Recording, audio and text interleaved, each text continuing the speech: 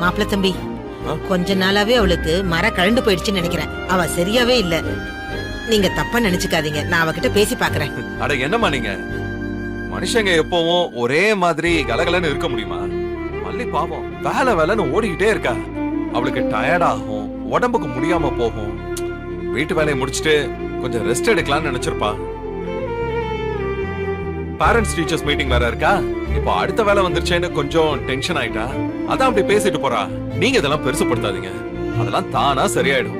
சரி, நான் ஒரு நிமிஷத்துல ரெடி ஆயிட்டு வந்துடுறேன்.